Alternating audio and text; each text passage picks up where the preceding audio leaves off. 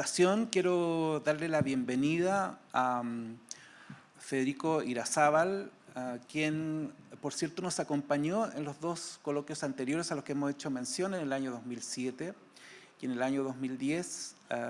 Federico es crítico, hoy también es director del FIBA, director artístico del FIBA, y ha hecho un recorrido tanto desde la reflexión de la crítica como de la producción crítica, escribiendo en medios de Buenos Aires y también dirigiendo la revista Funámbulos, que ha sido, por cierto, una aliada también para este seminario.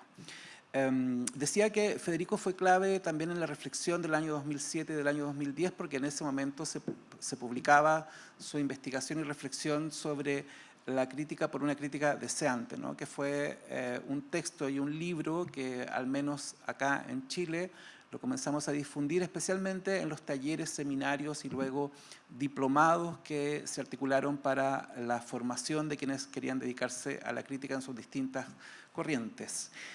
Han pasado un tiempo desde esa publicación, han pasado también varias publicaciones, otros textos e investigaciones de Federico, y también ha pasado un poco de historia en relación a la situación de la crítica. Y le hemos invitado justamente en el rol de los caminos posibles que ha podido tomar la crítica, particularmente quizá preguntarnos por la crítica como una práctica de curaduría o bien la crítica como una práctica de mediación. Le damos entonces la bienvenida a Federico Irarzábal a este seminario.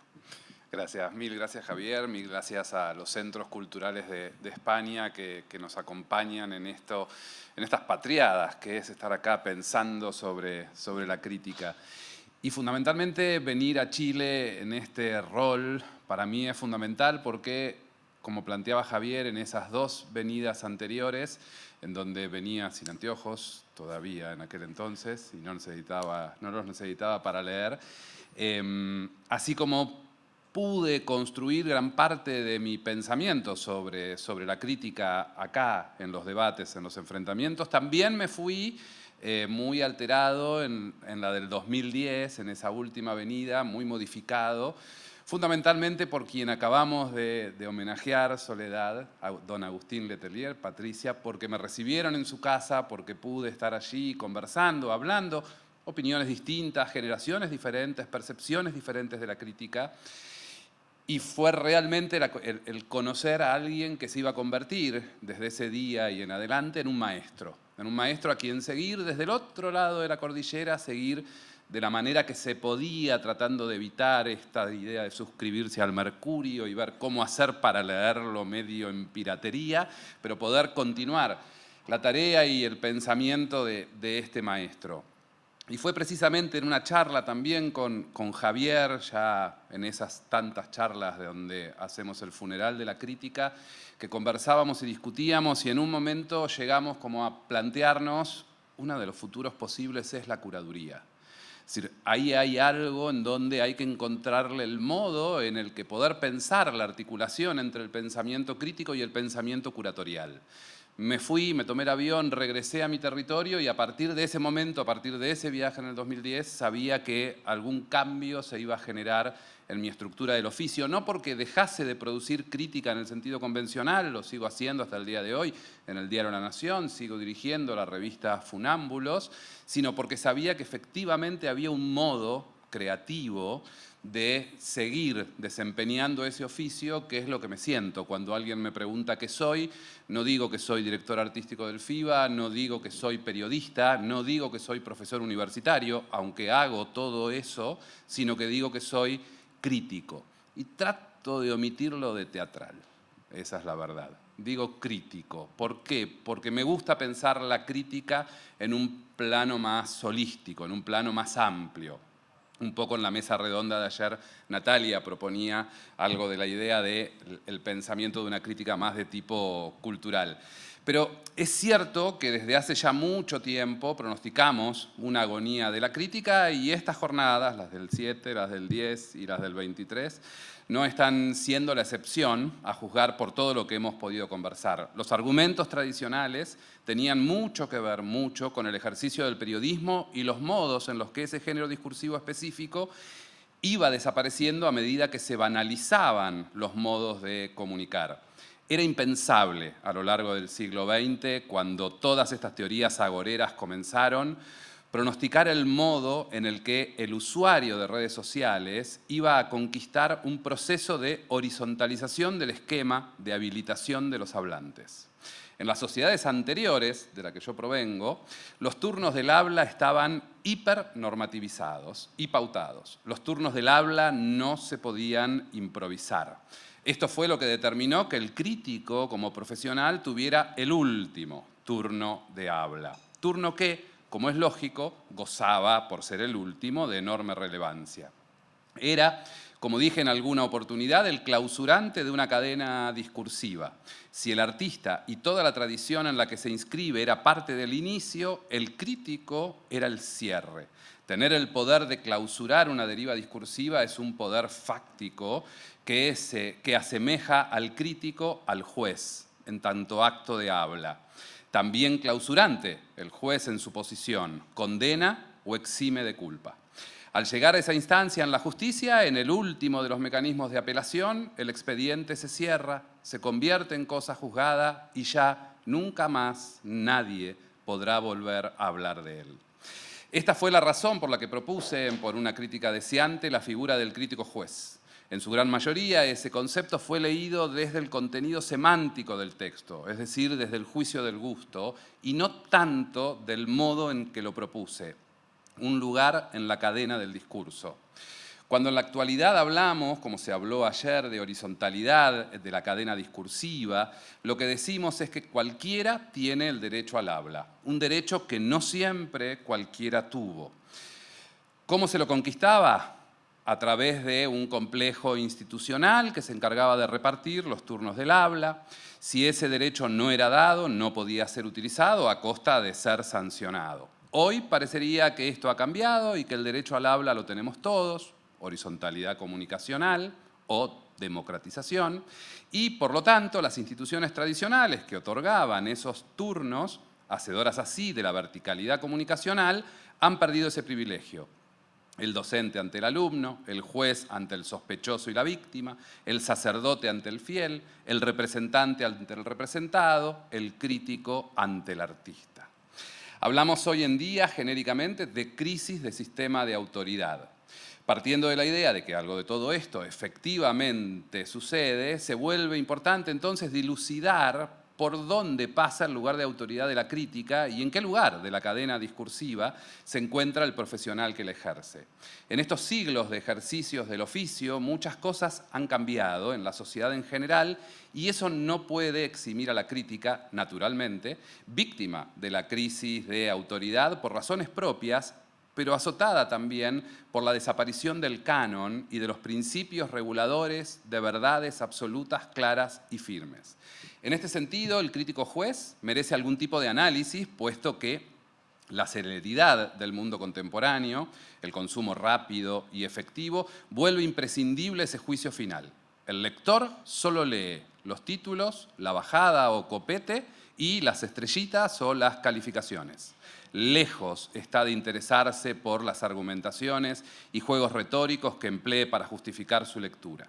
La imagen caricaturesca del hombre, siempre hombre, leyendo en pijama y sandalias el diario junto al hogar a leña, es eso, caricatura.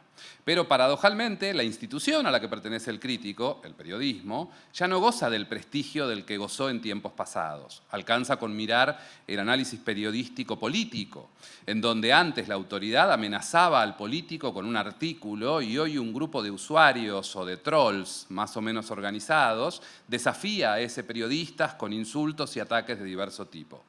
No somos nosotros, los críticos teatrales, por más que nos guste creerlo, los únicos afectados. Perdón por a este sufrimiento endogámico sumarle la falta absoluta de originalidad. Retomemos.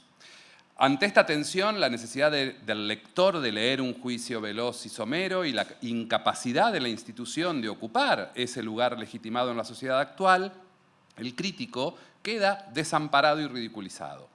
El doble destinatario lógico de su discurso, el lector, futuro público potencial por un lado y el artista por el otro, parecen buscar cosas diferentes. El lector, el juicio somero; el artista, la capacidad argumentativa.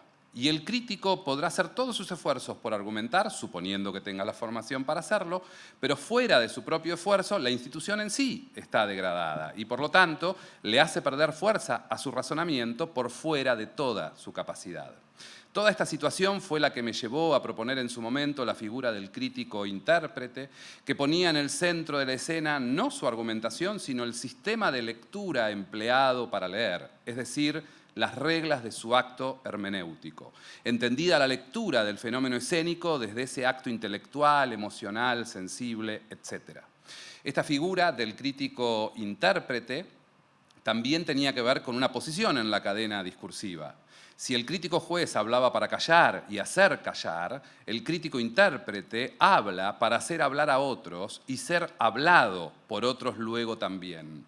Es, en buena medida, la propuesta que hacía Natalia de no ceñirse al objeto, no hacer crítica del objeto, un objeto que se entiende como ya hecho, clausurado, cerrado, ante el que se puede hablar de manera clausurante, sino hacer crítica cultural, como la de libros, por ejemplo, usando al teatro como objeto, pero entendiendo al teatro no como un objeto hecho, sino como una herramienta que a su vez no es pensada como algo cerrado. Entender a los objetos culturales como medios para una instancia posterior. Es importante aclarar ahora el contexto histórico en el cual se produjo ese libro al que estoy refiriéndome por una crítica deseante. Se publica en el año 2006, pero lo terminé de escribir en el año 2005. Podríamos decir que es el emergente de algo que estaba por empezar a suceder. Lo comienzo a escribir con el nacimiento de Facebook y se publica el año de aparición de Twitter, hoy X. Pero ya existían redes sociales como 6 Degrees del año 97, Friendster, MySpace y LinkedIn del 2002 y 2003. WhatsApp es recién del 2009 e Instagram del 2010. Por ende, el mundo en el que pensé ese libro y esos conceptos es un mundo perimido, del que hoy no quedan ni siquiera sus restos. Es por ello que hoy por hoy, cuando leemos encuestas de consumo, de críticas entre el público teatral, nos enteramos que en su gran mayoría se informan por redes sociales y que el impacto real de las críticas es ínfimo a la hora de planificar su tiempo del ocio. Más del 50%, de acuerdo a una encuesta que se hizo en Argentina en una página especializada como es Alternativa Teatral, la de este año, 2023, dice que el 50% de los espectadores usa Instagram para conocer las experiencias que hay en la cartelera porteña y que solo el 30% decide desde la crítica especializada. Aclaro que en lo personal creo que este número está infladísimo por tratarse de una página especializada, es decir, de gente a la que le interesa el teatro y por lo tanto es gente que ya tiene un interés específico en la crítica. Esta situación, las empresas periodísticas, no los medios, acá creo que también tenemos que empezar a diferenciar el uso excesivo que hacemos de la noción de medio y empezar a hablar un poco más de empresa, lo conocen y toman decisiones al respecto, es decir, reducir el espacio de las críticas en extensión y cantidad y, por supuesto, periodicidad. Por ende, si uno de esos dos destinatarios desaparece de la escena, la pregunta es ¿quién queda? Y queda el artista como principal y único destinatario. Pero el artista encontrará que allí el espacio de la crítica quedó convertido en mera calificación y un mínimo de análisis, con lo que fácilmente ese artista podrá denostar al crítico por su debilidad argumentativa. Por lo general esto sucede solo cuando el juicio es negativo, la crítica servil de la que hablábamos en el día de ayer. Por ende, vuelvo a una de las preguntas del libro mencionado. ¿La crítica para quién? Todo este panorama trae a su vez la obligación de analizar la crítica dentro de las diversas disciplinas que la ocupan. La teatral es muy diferente de la cinematográfica, que a su vez son muy diferentes de la literaria. La tradición, al menos en Argentina, ha hecho que en muchos casos la literatura sea analizada por los propios escritores, muchos de los cuales llevan adelante la tarea doble, algo no tan habitual en el teatro y prácticamente nulo en el caso del cine en la Argentina hoy. Por supuesto que célebre el caso de la Nouvelle Vague y Cahiers du Cinéma, obviamente. Pero lo que vemos es que en la Argentina, cuando uno analiza las críticas de hoy que se siguen haciendo, a diferencia de lo que escucho que sucede en Chile, La Nación sigue publicando enorme cantidad de críticas todas las semanas. Los invito a entrar a lanacion.com.ar, pongan teatro, espectáculos, teatro, se van a encontrar con las críticas. Ahora, se van a encontrar en primer plano con las calificaciones. Y lo que van a ver es que prácticamente todas dicen muy bueno. Calificamos con letras, excelente, muy bueno, bueno, malo, regular. La gran mayoría son muy buenos. Y esto nos lleva a más preguntas. ¿Sucede que el crítico es amigo del artista? ¿Vale la pena producir esa crítica, como decía Natalia ayer, por un magro salario?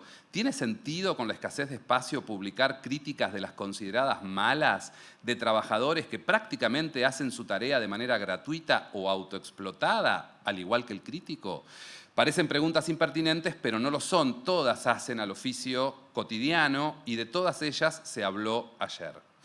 Y es por todo ello que se vuelve imprescindible volver a la pregunta. Si la crítica tiene algún futuro, ¿dónde podrá encontrarlo? La respuesta va a depender mucho de cómo se piense al oficio.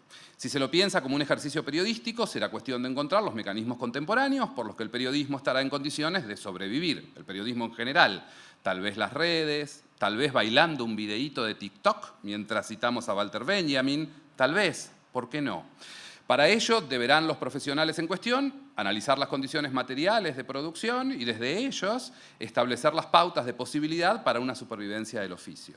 Ahora bien, no es este el único ámbito en el que la crítica puede encontrar un mecanismo de acción muy concreto, y no me refiero a su diversificación en lo académico, que es también, claro, una de sus posibilidades. Hay otro para el que la crítica y sus agentes estamos en claras condiciones de garantizar la continuidad, siempre y cuando se piense a la crítica no en tanto un juicio del gusto recomendador del ocio, sino desde un lugar estructural, desde mi punto de vista, más complejo e interesante. Me estoy refiriendo ahora claramente a la relación que la crítica puede establecer con la curaduría y, por ende, con todos los oficios que desde esa zona se desprenden: direcciones artísticas, equipos de programación, curaduría de muestras, eventos e instituciones, comisariado, etc. Se vuelve imprescindible en este punto de la reflexión tratar de comprender cuál es el punto en el que el trabajo curatorial responde a ciertas zonas que están vinculadas con la mirada crítica. Pero para dar ese paso, se vuelve a su vez necesario llevar el razonamiento hacia una zona más amplia de la teatralidad, que es la que propuse en el último libro, Teatro Anaurático, de fuerte inspiración benjaminiana. Dejemos de lado, en principio, toda posible variante de la crítica a juicio. Ella no nos sirve en lo más mínimo para abordar la siguiente relación. Y también dejemos de lado la vieja noción de curaduría, que todavía rige en algunos ámbitos, como un receptáculo inorgánico de propuestas de moda que circulan por festivales, etcétera, etcétera. Se vuelve imprescindible entender ciertas cuestiones vinculadas con el hacer específico del crítico y del curador para comprender esos nexos. Hay en el trabajo artístico, en el trabajo crítico y en el trabajo curatorial un punto de convergencia que homologa a todos estos oficios, aunque la materialidad con la que cada uno se desempeña sea diferente. Toda obra teatral singular, toda crítica interpretativa y toda curaduría de formato dramatúrgico responde a una pregunta que, por más ausente que esté en su formulación, estará siempre presente. Hay en toda obra artística singular una zona en la que esa obra, como hecho creativo único, responde a un espacio mucho más amplio y que puede ser inferido desde ella. ¿Cómo ese artista piensa y entiende su disciplina? Para responder a esta pregunta hay que comprender cómo toda obra teatral singular es la convergencia de lo que a mí me gusta denominar tres teatros distintos, que son el teatro idea, el teatro deseo y el teatro poder. Ninguna obra singular es concebida en el vacío, sino por el contrario, es la resultante de esos tres cruces. Y en esos tres cruces nunca el artista está solo como individuo, sino muy por el contrario está él con todas sus tradiciones y todos los marcos que lo restringen y lo potencian. Tratemos de entender primero a qué se refiere cada uno de estos tres teatros. El teatro potencia, muy fácil, es el marco legal en el que se inscribe toda producción, oficial, comercial, independiente, con sistema de subsidios o de coproducción, participación de los distintos sindicatos o ausencia de ellos, copyrights, sistemas de habilitaciones de las salas, etc. Teatro potencia es el modo en el que se puede, legal, financiera y productivamente, hacer teatro. Tanto hacer teatro como interpretarlo, como programarlo, implica reconocer ese marco de pertenencia ineludible. No se puede pensar el dispositivo escenotécnico en una producción de tipo independiente que en una de tipo oficial. Del mismo modo que no se puede pensar en un festival internacional en un país central que en un país de los llamados periféricos. El teatro deseo es en el péndulo la instancia más subjetiva, en donde aparece el artista, el crítico o el curador en una zona más volitiva, entendiendo que nunca el deseo puede ser pensado como una institución individual íntima, sino que la sociedad impacta en él. Aquí es donde depositamos parte de lo que llamamos estilo y obsesiones, propias de los artistas a la hora de producir, de los críticos a la hora de leer y de los curadores a la hora de programar. Y el punto que más me importa destacar es precisamente el del teatro idea, que aquí hablamos mucho y se emparenta bastante con la noción de canon, en función de la conferencia inicial del día de hoy. Es decir, cómo una sociedad determinada entiende qué es teatro y qué no. A lo largo de su historia hemos ido viendo cómo la noción del teatro, que es una noción histórica, mutable por supuesto, ha ido cambiando. No se entiende por teatro hoy lo mismo que en 1950. Y toda obra singular es una respuesta a esa idea del teatro que es cultural e histórica. Ese teatro-idea, a su vez, nunca es único en un tiempo, sino que conviven, cohabitan y a veces no de manera pacífica, distintas ideas del teatro. Y si todo artista trabaja con ese sistema de suposiciones en el que se inscribe, el crítico también realiza lo propio. Es decir, todo crítico tiene una idea acerca de qué es el teatro y sobre esa idea realiza su acto de lectura, que no es valorativo, sino interpretativo, pero en donde esa interpretación estará producido desde el marco que esa idea sobre el teatro tiene. Como puede verse, estamos parados en el extremo opuesto de la mal pretendida objetividad. No es objetivo el artista a la hora de definir qué es y cómo debe ser el teatro, y probablemente tampoco lo sea el crítico. Está claro que aquí no estamos hablando de un trabajo que diga si algo está bien o mal hecho, sino más bien de un posicionamiento en el que la tarea diaria, crítica y creativa, se reafirma una propia noción de qué es y qué se entiende por teatro en esa cultura y en ese tiempo, es decir, el teatro-idea. Y la hipótesis aquí es que el trabajo curatorial es también una puesta en acto de ese teatro-idea. Mirar la programación de un festival, evento o sala teatral es un modo de comprender cómo su o sus autoridades, preferiría hablar de pensadores, están entendiendo en ese momento singular de la historia, el teatro, cómo responden a la pregunta acerca de qué es o qué podría ser el teatro o lo escénico. Esto obedece a una reformulación plena de conceptos, a una mirada amplificada del hecho curatorial, crítico y artístico. Porque desde esta perspectiva, en la que cada obra singular es la convergencia de aquellos tres teatros, hay que decir que cada obra que un artista produce es una afirmación del teatro-idea que profesa, al tiempo que también una mirada crítica a todo ese otro teatro que no hace, pero que cohabita con el suyo.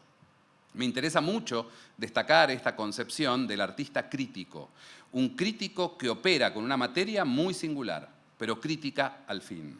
Digámoslo ya entonces, el artista critica y el crítico crea. Cada uno lo hace con materialidades y procedimientos singulares al tiempo que persiguen objetivos diferentes. Quiero ejemplificar todo esto a pedido de Javier, sobre el crítico curador con la escena de Buenos Aires y puntualmente con el festival que este año tengo a cargo, el Festival Internacional de Buenos Aires, del que dirigí la edición 2017, 2019, 2021, 22 y 23. Edición del 2017, asumida en un contexto devaluatorio. Argentina entre el año 2016 y 2019 devaluó un 550% su moneda y otro tanto entre el 2019 y el 2023. Y por supuesto, no hace falta que lo expliquemos, en el año 2020 y en el 2021 tuvimos el lockdown, pero las dos ediciones del festival se hicieron igual. Cuando estábamos en pleno aislamiento, surgió la pregunta desde el ministerio que produce al festival, ¿qué hacemos? Lo cancelamos. El festival es una fuente ineludible de trabajo en un contexto pauperizado para el trabajador cultural. Mi propuesta fue, no hay que cancelarlo, hay que intentar encontrar el modo de hacerlo igual. Y mi trabajo curatorial se basó mucho en mi trabajo crítico, se asentó mucho en mi formación como crítico para poder empezar a trabajar con algo que a mí me interesaba. Y fue así que en el año 2021 le creamos al festival una doble sección. Si tradicionalmente era sección internacional, sección nacional, sección invitada, diferentes secciones dentro de, ese año inventé una sección que se llamaba Teatro Analógico y otra sección que se llamaba Teatro Virtual. Por supuesto, como pueden imaginarse, tanto la comunidad artística como la comunidad de críticos me mataron. ¿Qué significa teatro analógico? ¿Por qué la necesidad de construir un adjetivo que venga a calificar al teatro? Y para mí, como crítico, se volvía absolutamente fundamental tratar de encontrar un modo de definir una práctica que durante miles de años no había necesitado de un adjetivo que lo defina como era el adjetivo de lo analógico. Pero estábamos todos aislados, estábamos todos encerrados y estábamos todos sumidos en una idea de virtualidad. Y ante esa idea de virtualidad nos veíamos obligados a discutir. Y se discutió en Argentina, y mucho. Y calculo que en Chile, calculo que en España, calculo que en México y en todos los países acerca de teatro virtual. ¿Es teatro? Y aparecieron en el medio de ese contexto, probablemente atravesados por la desesperación, por la angustia, por el miedo ante lo desconocido, lo que suele ocurrir ante el miedo. Posturas reactivas, posicionamientos profundamente reaccionarios. Por sobre todo, por parte de quienes supuestamente tienen el rol social de estar permanentemente parados en el ámbito de la transgresión, en el ámbito de la ruptura, que son los artistas. Y comenzaron a discutir y a plantear que eso no era teatro. Y empezó a ocurrir algo paradojal.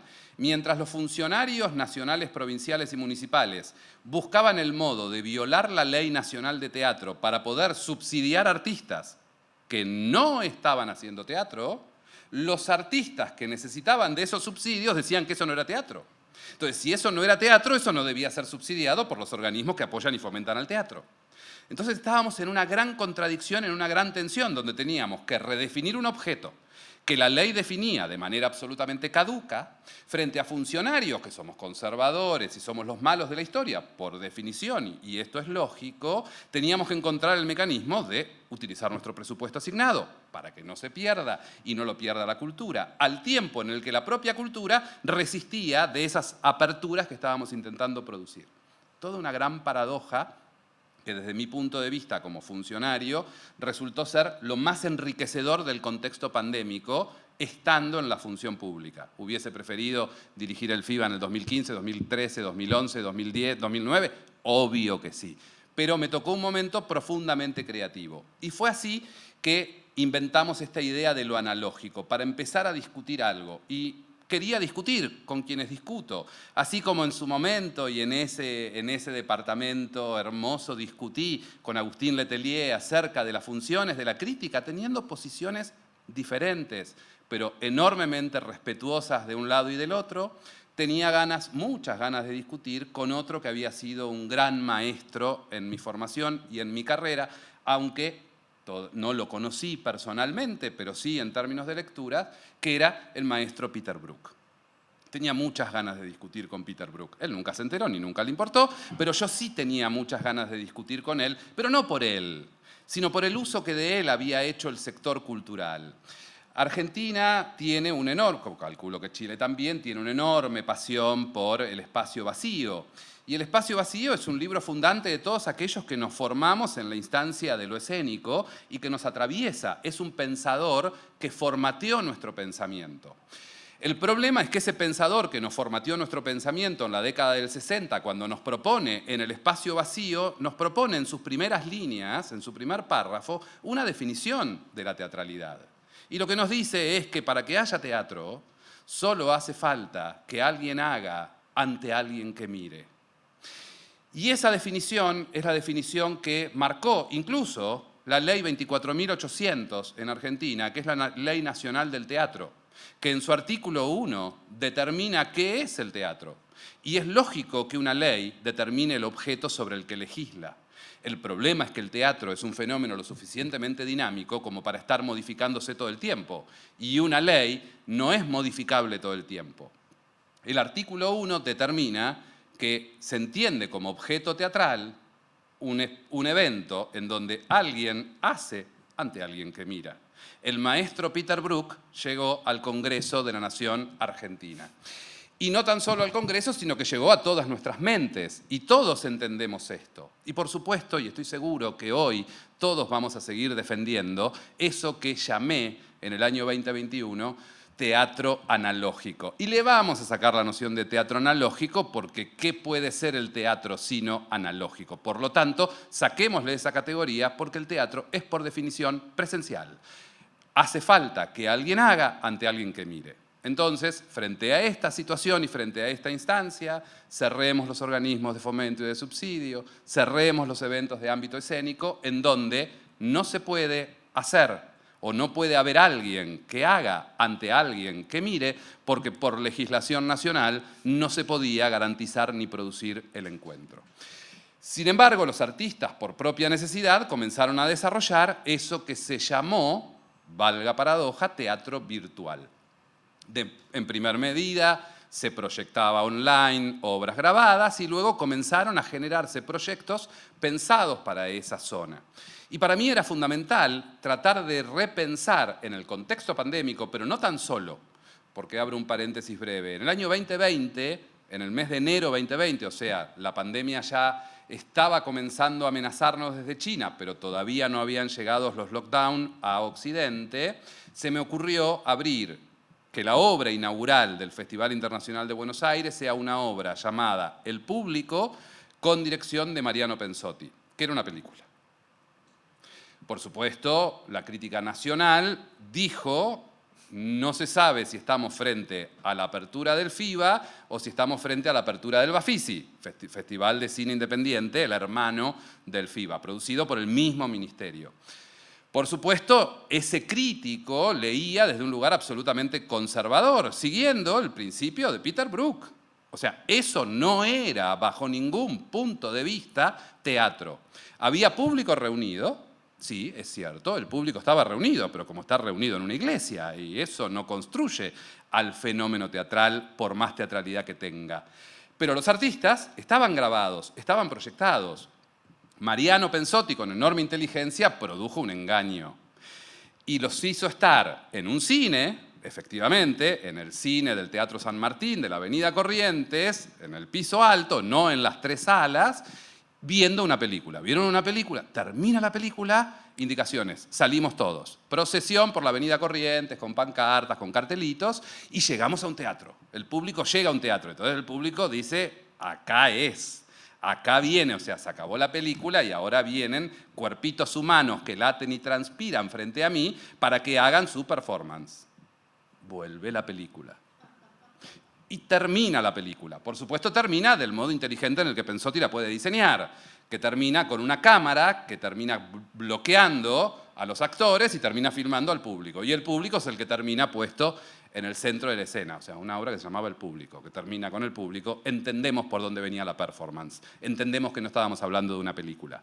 Aclaro esto para que entiendan que la reflexión que voy a contar ahora no es necesariamente una reflexión que produjo la pandemia, sino que ya venía de un tiempo anterior de tratar de empezar a tensionar eso que definimos como teatro, porque es ahí donde entiendo que está el hacer del crítico. Tratar de tensionar, tratar de provocar, tratar de generar pensamiento, siempre desde algún lugar disruptivo, no para producir verdades, sino simplemente para provocar, para molestar y ver a dónde nos lleva ese acto de molestia.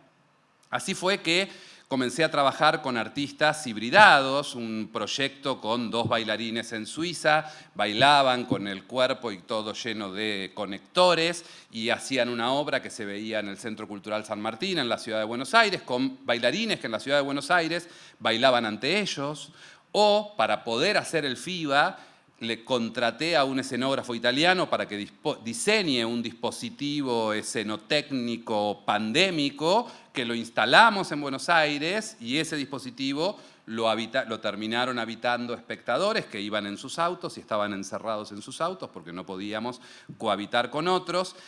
Diferentes estrategias, incluyendo una que la involucró a Natalia Laube como performer, no como crítica, que fue con Simon Sen y Tamara Leites, un artista suizo-francés y una artista uruguaya, que generaron un proyecto hecho con inteligencia artificial, cuando todavía no hablábamos de inteligencia artificial. En mis primeras conversaciones con Simon yo tuve que ser instruido en qué era eso que estaba haciendo, que era construir dramaturgia en vivo en función de una moderadora, Natalia Laube, que trabajaba con 2 personas que estaban en Europa, con un espectador en la sala, al mismo tiempo en el que se iba produciendo un proyecto escénico. ¿Por qué me interesaba todo esto? Porque quería discutir una noción de Peter Brook. ¿Qué significa ante? Y uno dice, poner todo un festival internacional al servicio de esta pregunta parece un hecho absolutamente menor, naif y hasta casi como funcionario público irresponsable. Sin embargo, me parecía fundamental. ¿Qué significa estar ante? ¿Qué significa estar ante en un contexto cultural en donde por la pandemia no estábamos ante nadie, pero en donde no me queda sino reconocer que estamos cada vez menos ante alguien? Y esto no fue la pandemia. Esto es una tendencia hacia donde estamos yendo, llamémoslo poshumano, pónganle el nombre que la filosofía nos haya aportado, la filosofía de la cultura o el pensamiento. Entonces, es necesario redefinir esto, porque mi pregunta como gestor cultural teatral es ¿qué público en el futuro? Un público que ya no está acostumbrado al ritual de lo colectivo, que no está acostumbrado a ese fenómeno de cohabitar un espacio, porque su práctica corporal, su práctica física, es una práctica aislada, es una práctica encerrada detrás de un dispositivo, pero detrás de ese dispositivo, en esas generaciones que no son las mías, porque yo vengo del mundo analógico, no vengo del mundo virtual. Yo me incluí en el mundo analógico, pero me gusta escuchar a las generaciones virtuales, a las generaciones de la virtualidad. Y empiezo a encontrar que hay una corporalidad diferente, que hay una afectividad diferente, que hay una amorosidad diferente, que hay una sexualidad diferente. Yo no puedo entender el mundo relacional sin intercambio de flujos. Sin embargo, hay toda una generación que puede entenderlo perfectamente bien. Y que cuando yo los miro y los analizo, lo que les digo es, te falta cuerpo. Y me miran azorados acerca de desde qué mundo estás hablando. Entonces, mi pregunta como pensador del teatro es, ¿cuánto de todo esto va a afectar al teatro? Entendiendo que esto ya venía siendo modificado por los artistas.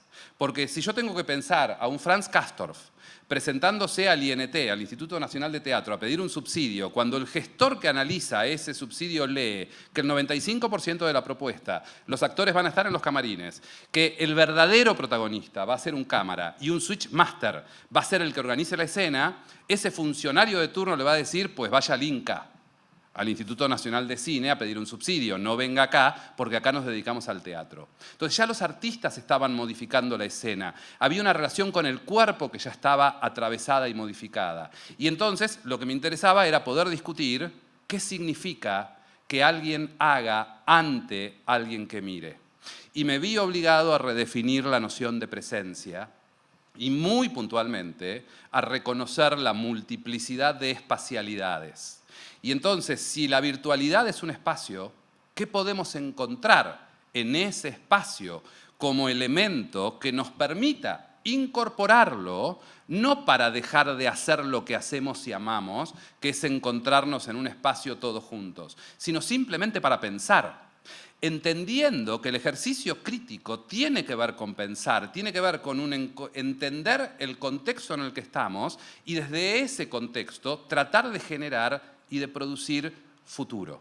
Fue así, por ejemplo, para mencionar un caso chileno, que cuando conocí Reminiscencia de Malicho, lo miré, participé de una sesión de Zoom, amé el proyecto, sentí que desde la pobreza latinoamericana se estaba generando un evento que distaba mucho de la riqueza europea, de los países centrales, que se organizaban con mucha tecnología, con muchas cámaras, simplemente con un Google Street View, una cámara de su propia computadora y un Zoom.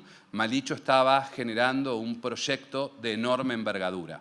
Y lo propusimos, fue parte del FIBA. Se hizo con Malicho en Santiago, cada espectador en su propia casa. Cuando esto se empieza a relajar y se empieza a flexibilizar, le propongo a Malicho, es momento de que salgas a encontrarte la misma obra, pero en un ámbito escénico con el público enfrente. Malicho ya había hecho una experiencia en Brasil, en donde él estaba en un teatro, pero el público estaba virtual. Y lo que quería era terminar de completar el fenómeno con el público allí, sentado, viviendo la relación que se había producido entre Malicho, la memoria, el cuerpo, la abuela, la falta de memoria y la capacidad del objeto artístico de producir reunión. Si el modo en el que su abuela, para los que no vieron Reminiscencia, la abuela es el personaje central, unas placas sobre el suelo, sobre las veredas de Chile, de un señor anónimo, es otro objeto que da vueltas por reminiscencias. Si la abuela conecta con el mundo gracias a las canciones y en el momento en el que una canción suena, conecta con la realidad e interactúa con su propio marido e interactúa con su familia, el objeto artístico tenía ese poder de religarnos, pero de religarnos en la virtualidad y religarnos en la presencialidad. Y entonces con Reminiscencia virtual y presencial logramos cerrar el círculo de lo que FIBA venía pensando, que es que la noción de ante no es una noción estable, es una noción dinámica, tan dinámica como el teatro. Nosotros vamos a seguir defendiendo la presencialidad del modo en el que la entendemos, pero tenemos que estar atentos de que van a venir cuerpos en el futuro que entienden la presencialidad de un modo diferente. Que no sea la sociedad que me interesaría vivir, está clarísimo. Que tengo cierta certeza de que no la voy a vivir porque tal vez no me toque, porque no sea tan rápido, es lo que deseo y proyecto. Pero entiendo que hay algo ahí que se está constituyendo. Y lo único que me interesa como crítico es poner mi herramienta reflexiva al servicio de ese pensamiento, con lo que yo puedo hacer, que es utilizar, en el sentido más creativo del término, obras existentes con obras que encargo para que traten de discutir ese teatro-idea que tengo ganas de discutir. Discutir no significa matar. Discutir no significa que quiero que el mundo se vuelva 100% virtual. Significa que quiero reconocer que hay algo que nos está ocurriendo y hay algo que tal vez no estemos pensando tan profundamente en términos de las consecuencias que se nos vienen. Y simplemente desarrollar estrategias que nos permitan anticiparnos a ese pensamiento. Es por eso, y en ese sentido, que creo claramente que un festival que tiene una lógica curatorial, que por supuesto es discutible, cuestionable, perfectible, etc., debe aprovechar su singularidad, proponer un teatro-idea que tense la relación con otras nociones imperantes, aprovechar su carácter de efímero para atreverse a arriesgar, ya que carece de una estructura a sostener. Un festival es, en este sentido, un acto de libertad que debe animarse a desafiar a esos tres teatros para construir diálogos con los distintos modos en los que se lo entiende. Y si produce ese desafío, no cabe ninguna duda de que ese festival, evento o institución está realizando un acto crítico. Como crítico, director artístico de un festival, busco dialogar con teatros idea de otros países del mundo que tienen el modo de polemizar con los teatros ideas que circulan por mi ciudad.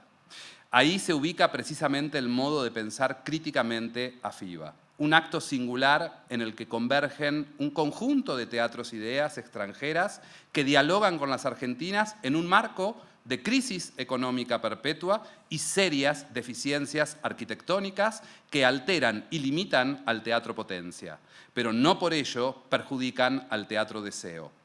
En mi caso, que el teatro piense al mundo y le dibuje de algún modo una zona utópica en la que como sociedad podamos encontrarnos para que algún día, como individuos, juntemos la fuerza para moldearla. Y dado que todo eso es posible, tal vez sea momento de no seguir diagnosticando la mortandad de la crítica. Ha vivido una crisis de unas largas 4 décadas, pero ya es hora de mirar hacia adelante y fundar los propios lugares desde los que ejercerla con el coraje y la responsabilidad que implica tener y hacerse cargo de su idea. Gracias. Muchas gracias, Federico. Bueno, hemos recuperado el optimismo después de esta conferencia. Tenemos todavía un foro. No sé si hay 2 preguntas, 3 preguntas que quieran plantear. Sí, por favor. Verónica, te van a acercar un micrófono y allá Ignacio también. ¿Aló? Ya. Federico, muchas gracias. Me parece muy interesante tu exposición y me hace pensar, en realidad mi comentario es para abrir una discusión, no una pregunta, sino para abrir una discusión. Una de las cosas que me obligó a pensar la pandemia, también obsesionada y encerrada, como todos, que nos da por pensar cosas, porque no teníamos ninguna otra salida, era justamente el problema del ante, ¿sí? El problema de la presencia, en el fondo. Que yo decía, a ver, me vi todo el Zoom que pude, ¿no? Primero como una actitud militante, ¿sí? Después porque no había otra y después no tragué ningún Zoom más, ¿sí? Pero me quedé con ciertos puntos que eran, estábamos presentes. Me refiero a aquellas obras que se actuaban Sí, claro. sincrónicamente. Eso es lo primero. Los actores estaban actuando mientras nosotros estábamos percibiendo. Estábamos presentes, pero el punto no era un problema de presencia, sino un problema de territorialidad. Esa fue la primera cosa a la que llegué. La segunda, que había cancelación de sentidos.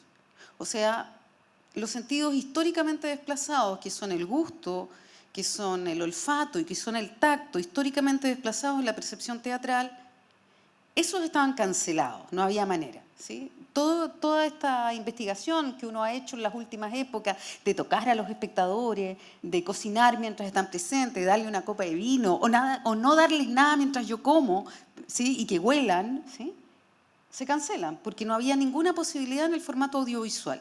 Pero sí había copresencia y ahí habían 2 canales que funcionaban, el visual y el auditivo. Entonces mi pregunta fue ponerme a mirar las obras, ¿sí? Si se hacían cargo las compañías de la co-construcción posible que eso implicaba.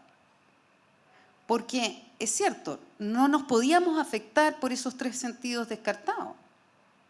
Pero mi pregunta principal, y ahí es donde quiero devolverte en el fondo la pregunta y abrir una discusión, es por qué más o menos el 95% de las compañías le canceló el micrófono y le canceló la cámara al público, perdiéndose la única posibilidad de co-construcción que existía, que era que los actores o los intérpretes, ¿sí?, se vieran afectados por las reacciones de este público insurrecto, inmanejable, en el que podía hacer que llorara la guagua, en el que entraban las otras cosas. ¿Por qué? Si siendo el tema central, desde mi perspectiva, que define una diferencia entre el cine y el teatro, que es la co-construcción del objeto estético a través de la interacción, ¿por qué las compañías cerraron las cámaras y por qué cerraron los micrófonos, que era lo único que nos quedaba? Ese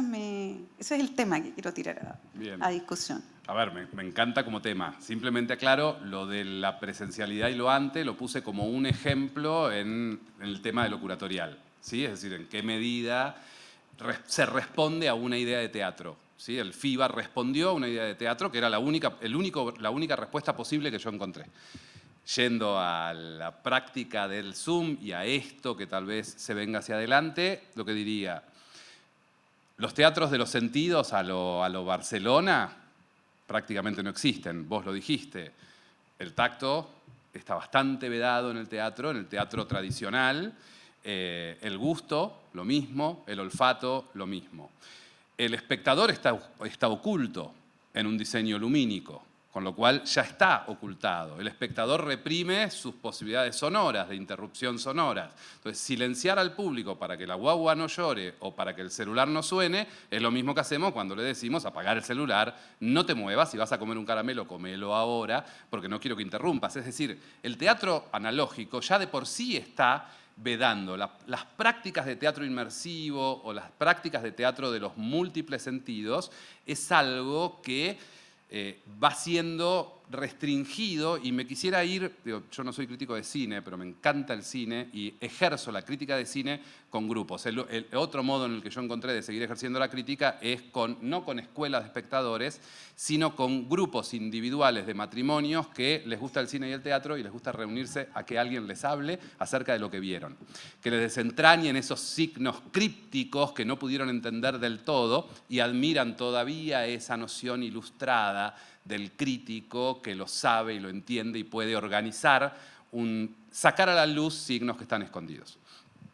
Decía, hay algo en el cine, una película contemporánea, que me parece que muestra muy bien algo de todo esto, que es una película georgiana, de Georgia, que se llama ¿Qué vemos cuando miramos al cielo?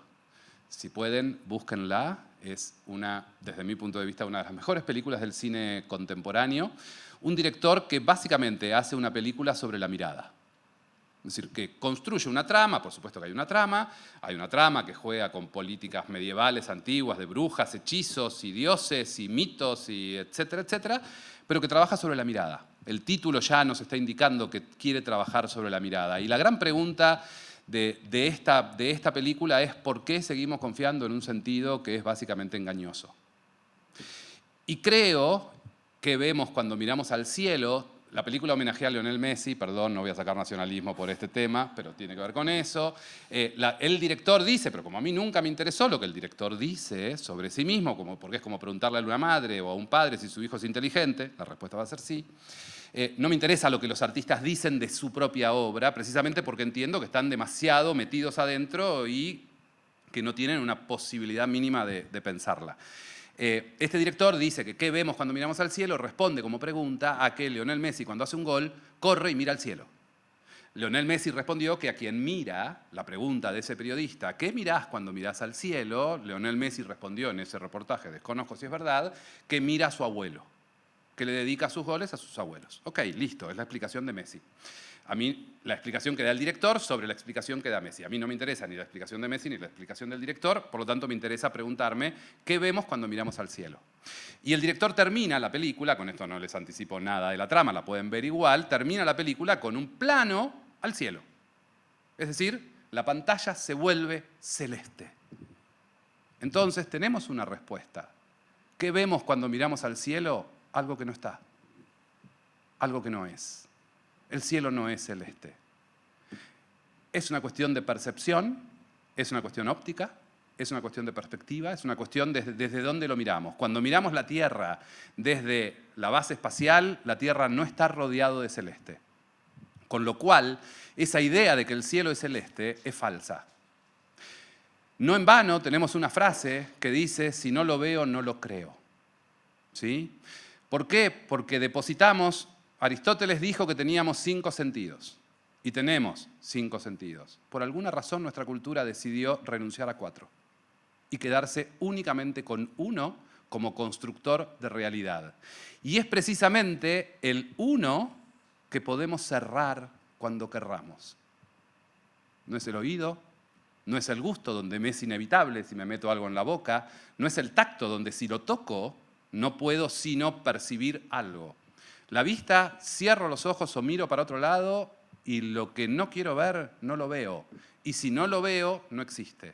Entonces, como cultura hemos decidido poner en la vista algo fundamental. Y creo que estamos yendo hacia una cultura que es estrictamente de la vista, que se está agudizando la idea de la vista. Por eso me interesan en las prácticas inmersivas los teatros que vienen trabajando con los otros sentidos. Y ahí vuelve otra posibilidad del pensamiento crítico, es decir, de cómo la curaduría puede hacer crítica. En la primera edición del festival, que no estuvo atravesada ni por crisis económica, el dólar todavía estaba barato y podía contratar a la compañía que quisiera porque tenía los dólares suficientes en la Argentina como para hacerlo, veníamos de un problema, veníamos de una pelea radical, extrema, donde una sociedad estaba absolutamente peleada. Estamos yendo a un terreno mucho peor a partir del año que viene, pero en ese momento estábamos en un problema muy grave de problema de conciliarnos socialmente entre dos extremos de la política que parecían defenestrarse. Había ganado uno nuevo, que no había ganado hasta entonces, y el enfrentamiento era feroz. Y elegí un 80% de obras que implicaban un abrazo. Decidí abrir con los Tiger Lilies. ¿Y con qué obra de los Tiger Lilies? Con una en donde bajaban y abrazaban gente. ¿Por qué? Porque sentía que estaba en un país que había perdido el abrazo. Y me parecía que mi acto curatorial tenía que ver con volver a poner el cuerpo en la escena y volver a hacer que los argentinos nos abracemos con alguien. En un contexto en donde lo único que hacíamos era matarnos por dos ideas políticas, en donde, a juzgar por el presente, ninguna de las dos nos condujo a un mundo ideal. Nos condujo a más y más crisis y más problemas y más enfrentamientos, y ahora lo estamos resolviendo con un salto al abismo. Entonces, claramente, esa edición del festival, que no tuvo desde el teatro potencia el problema de un país devaluado, porque cuando hoy alguien analiza el FIBA y dice, ay, no tiene el brillo de los 90, ¿qué significa el brillo de los 90? ¿El brillo del 1 al 1? ¿A 1? Claro, cuando teníamos una moneda fuerte como el dólar, se podía contratar cualquier compañía. ¿Tiene sentido contratar una compañía que cobra miles de euros en un contexto latinoamericano de artistas hambreados? Desde mi punto de vista, éticamente, por tres funciones, carece de sentido. Después agregamos lo ambiental. 20 personas que viajan de una compañía alemana que por cuestiones sindicales tiene que viajar el peluquero en una obra que no tiene peluquería. Entonces estoy colaborando con la contaminación para cumplir con una reglamentación sindical que está muy bien dentro de Europa y dentro de Alemania, la aplaudo, pero con fondos públicos porteños yo no tengo por qué pagar el sindicato alemán. Entonces, la lógica de dirigir un festival, que yo creía antes de que era muy rosa y muy soñado, y donde solo consistía en elegir artistas que te encantaban, deja de ser. ¿Por qué? Porque aparece una instancia, que es la instancia ética. Y esa instancia ética es con la que quise cerrar. Tengo una idea de teatro. Esa es la mirada del crítico de la que hablabas en tu conferencia. Tengo una idea del teatro, me tengo que hacer cargo de que tengo esa idea, y esa idea limita mis textos en La Nación y limitan mi curaduría en un festival. Por eso soy caduco y tengo que ser caduco, y en algún momento tendré que dejar mi espacio a otros que puedan entender de un modo mucho mejor y más orgánico que yo, que soy un invasor de determinadas prácticas, que simulo un cuerpo que no tengo, pero que me puedo parar frente a una camarita y hacer un video de TikTok, aunque no es eso lo que naturalmente me sale. Entonces, ¿para qué forzarme a adaptarme a algo cuando hay un montón de gente que está golpeando la puerta queriendo entrar? Y yo, golpeando la puerta para que me la abran para salir. Me encantaría tener un sistema económico en donde pudiese retirarme a los 49 años. No es el caso. Pero efectivamente, el deseo de salir y no morir con las botas puestas, porque no me interesa morir con las botas puestas, es ya llevé adelante mi idea de teatro. La llevé adelante en una revista que tiene más de 20 años de existencia en Buenos Aires, donde vamos a publicar los textos de estas actividades. Hace, 15 años que publico críticas en La Nación. Hace 8 que dirijo un festival internacional. Mi idea de teatro está clarísima. ¿La voy a cambiar? Probablemente. ¿La voy a cambiar a una velocidad inferior a como la cambié cuando cambié la de los 20 por la de los 30, la de los 30 por la de los 40, agrupándolo en décadas por una cuestión rápida de generalización? Probablemente no. Es decir, probablemente me cueste cada vez más entender que cuando mi sobrina tiene un novio a 500 kilómetros de distancia y se encuentran únicamente 2 veces por año, que eso es una relación de amor. Me cuesta entenderlo. Y la veo emocionada, y la veo estar horas, tal vez muchas más horas que las que yo estoy con mi propia pareja en mi casa. Porque trabajan los dos, cada uno en la computadora, tienen la pantalla abierta, se miran, se observan, están en la misma mesa, pero a 500 kilómetros de distancia, y no tienen la pulsión de encontrarse. Es mi sobrina, no me pregunten cómo resuelven el tema sexual, porque preferí no andar en ello. Pero indudablemente deben haber encontrado una respuesta que es muy diferente de la mía. Entonces, lo único que me interesa como crítico, y soy crítico y no crítico de teatro, porque tomé el teatro porque me formé en eso en la universidad, pero podría ser crítico de arquitectura, porque soy curioso y me interesa entender cómo los humanos producimos objetos. Porque lo que me interesa es entender cuáles son los presupuestos que conducen la construcción de esos objetos. Y lo único que hago es tratar desde mi lugar, desde mi conocimiento, desde mi género, desde mi identidad, desde mi pertenencia de clase, entender los principios constructivos que movilizaron a ese otro a que con pasión y con deseo construya ese objeto. Entenderlo es un modo de entender el mundo en el que habito. Entonces, entendamos que esos sentidos que están restringidos vienen de ser restringidos y se está agudizando la restricción. Si tenemos ganas de hacer algo, es ahora el momento. Bien, tenemos que cederle el lugar a otras personas, Federico, siguiendo lo que tú mismo dices, ¿no? Hay un foro que ahora vamos a comenzar, vamos a invitar a Marieta Santi.